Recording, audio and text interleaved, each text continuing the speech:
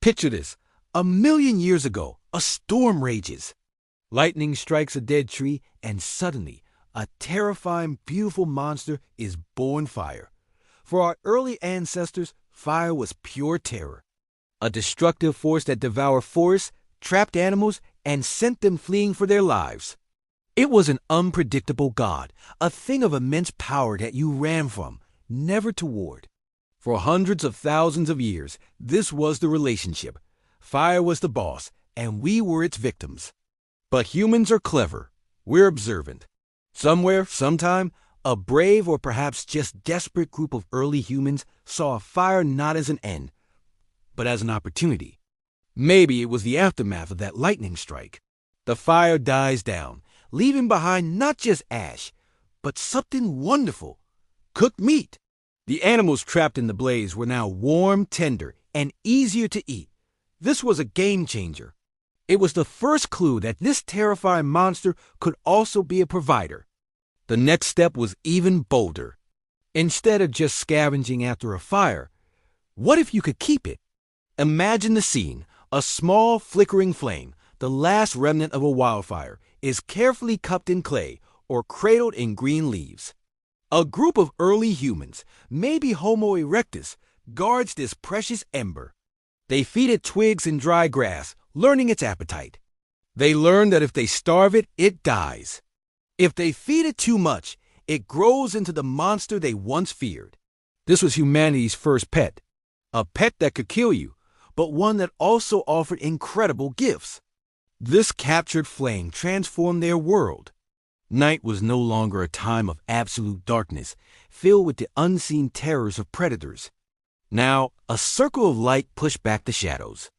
The chilling cold of the Ice Age became bearable, thanks to the warmth of a constant hearth. Dangerous predators like saber-toothed cats, which once hunted them with impunity, were now wary of the strange, dancing light. The campfire became the heart of the community, a place for safety, for sharing food, for social bonding. For the first time, humans had a reliable defense that wasn't just their own strength. But capturing fire is one thing. Creating it is another. For millennia, keeping the flame alive was a sacred, vital duty. If the fire went out, it was a catastrophe. Someone had to trek for miles, hoping to find another natural fire or borrow an ember from a neighboring tribe. The real revolution, the moment fire truly obeyed us, was when we learned to make it on demand. This incredible leap likely happened by accident. Perhaps someone was sharpening a piece of flint and a spark jumped, landing in a pile of dry tinder. Or maybe they were drilling a hole in wood and noticed the friction create smoke, then a glowing ember. Can you imagine the shock and wonder of that moment? The power of a lightning strike, held in their own hands. They could now create warmth, light, and safety whenever and wherever they needed it. This wasn't just controlling fire. This was mastering it. With the ability to make fire at will, humanity was unleashed. We could migrate into colder climates, explore new territories, and adapt to almost any environment on Earth.